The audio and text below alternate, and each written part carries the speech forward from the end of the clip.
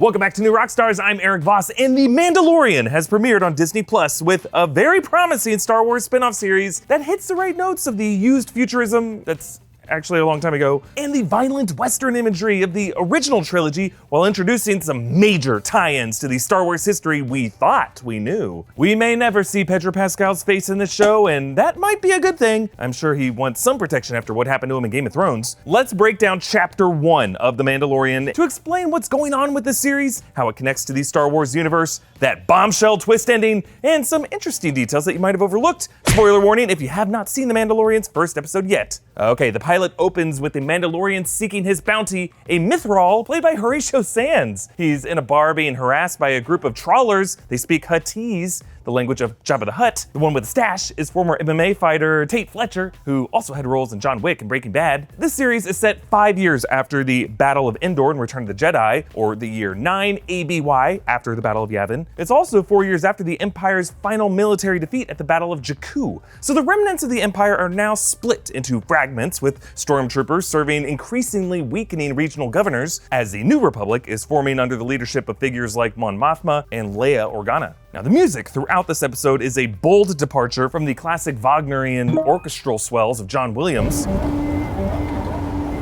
If these flute instrumentals sound familiar, they were all composed by Ludwig Göransson, who composed similar music with a Fula flute for Black Panther. The Mandalorian, that's a mouthful, let's just use the trawler's name for him, Mando, takes out these trawlers. They ask if his armor is Beskar, and they scrape it with a knife. Beskar is the famous precious metal of the planet Mandalore. It's a metal known for its powerful durability to things like blaster fire. Mando tells the Mythrol, I can bring you in warm, or I can bring you in cold. He's saying dead or alive, but ultimately he does bring him in cold, frozen in carbonite. Their lift back to the shipyard is summoned by a Kubaz with a flute. Another member of the Kubaz species showed up as an Imperial spy in the original Star Wars in Mos Eisley. Mando hates droids. It's actually similar to the Cantina bartender in A New Hope, who refused to serve droids. We actually learned in literary material that was because the bartender's parents were killed by droids during the Clone Wars. Mando's reasons are actually pretty similar. Flashbacks reveal a past attack on Mandalore in which Clone Wars era super battle droids, seen in Revenge of the Sith, attack his Mandalorian tribe when he was a boy. A crappier human-piloted speeder floats up, driven by a character played by Brian Posehn. I love how a piece falls off it.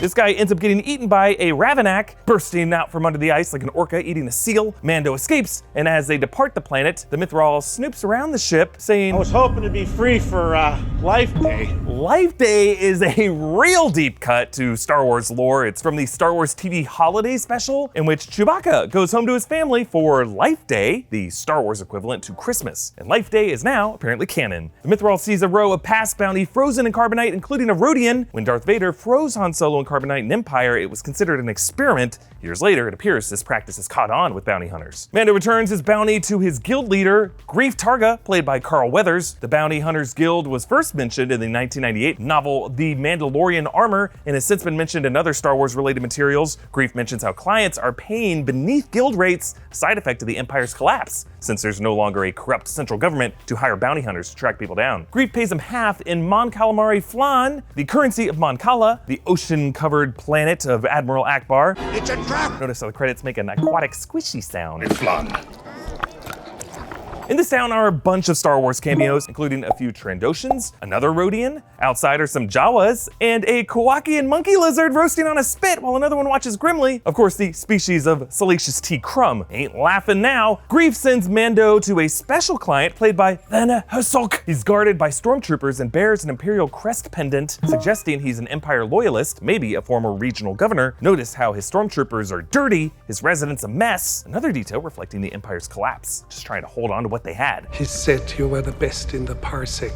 The client is referencing the famously quoted parsec, 12 of which the Millennium Falcon famously completed the Kessel Run within, due not to its speed, but to its advanced navigational system we learned in Solo. It's another reminder that all these guys are aware that it is a unit of distance, not time. The client says that the target is 50 years old and that he's willing to take it dead or alive, though his companion wants it alive, and he pays Mando in the precious metal of Beskar. It's stamped with the Imperial crest from when it was looted from their home planet. So Mando returns to the residence of other Mandalorians, and he heads into the forge area marked with this Mythosaur skull. There's an important history to this skull. But before I continue, thanks to Honey for sponsoring this breakdown. As I've been doing some holiday shopping online and some shopping for myself, it's kind of annoying to see that field for promo codes or discount codes left sadly empty. Like, what am I missing out on? Could I have saved a few bucks on this Han Solo and Carbonite rug? Honey is a free browser extension that automatically finds the best promo codes whenever you shop online. That means you always get the best deals without even trying on over 20,000 sites such as Amazon, eBay, Walmart, Best Buy, Target, J.Crew, and more. I went on Newegg to buy some parts for my computer, and Honey scanned the internet in the background to save me $110.59.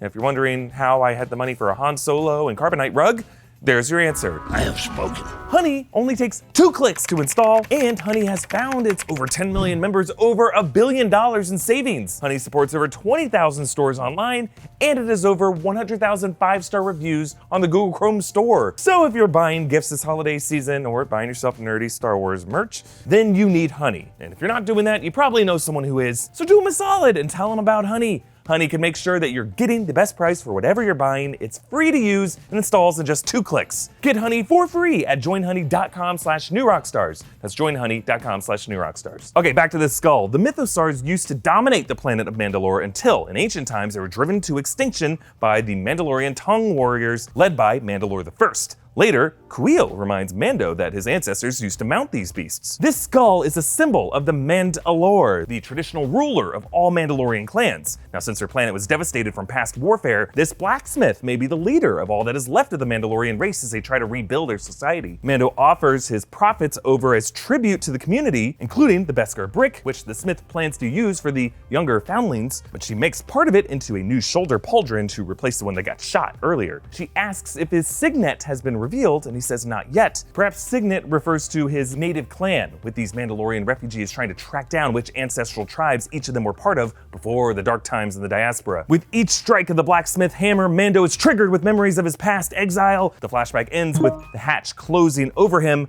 Cut to Mando now in his helmet, as if his armor keeps himself trapped in the trauma that he was locked inside as a boy. Mando travels in search for his new mysterious bounty, and he gets attacked by blurgs. These are the riding creatures that were introduced in EWOKS: The Battle of Endor. When the blurg bites his arm, it triggers the flamethrower function, just like the one that the armor of Boba and Jango Fett had. He's saved by a blurg wrangler, Kuiil, an Ugnaught, played by Nick Nolte. He helps Mando mount a blurg and points him to this village where another bounty hunter arrives ahead of him, an assassin droid IG-11, played by Taika Waititi via motion capture. He's a similar model as the IG-88 from Empire, and I just love how his bolts form a face when they pivot around. When they're cornered, his self-destruct feature comes from a thermal detonator in his chest, similar to the ones that we saw in past Star Wars films. After turreting the guards and shooting IG-11, Mando looks down at this bounty, an infant that is the same species as Yoda. Whoa! Okay, Yoda was 900 when he died, so 50 would still be a very young age for this species. Until this point, this species was completely unknown, but there was another, a female named Yaddle, who was on the Jedi Council in The Phantom Menace. Maybe Yoda and Yaddle had a history, or maybe these things grew out of cabbage patches, who knows? We'll find out. At 50 years old, and this being set in 9 ABY, that would make its birth year 41 BBY, which is the same year Anakin Skywalker was born. Perhaps the mythologized Chosen One was not Anakin Skywalker or even Luke Skywalker, but actually this infant from Yoda's species. You are the chosen one! Check out the next episode of Rogue Theory for all of our wild explanations for what Baby Yoda could be. But by putting this infant in the hands of this gunslinger warrior, the Mandalorian series appears to be drawing from the Japanese manga Lone Wolf and Cub, about a shogun executioner accompanied by his 3-year-old son. It would be fitting because the original Star Wars was heavily influenced by samurai mythology, with the word Jedi coming from Jedi Geki, the term for samurai period soap operas. But what do you think this ending means? Comment down below with your thoughts. Follow me on Instagram and Twitter at EA Voss, and follow New Rockstars on socials, and subscribe to New Rockstars here on YouTube for breakdowns of everything you love. Thank you for watching. I have spoken.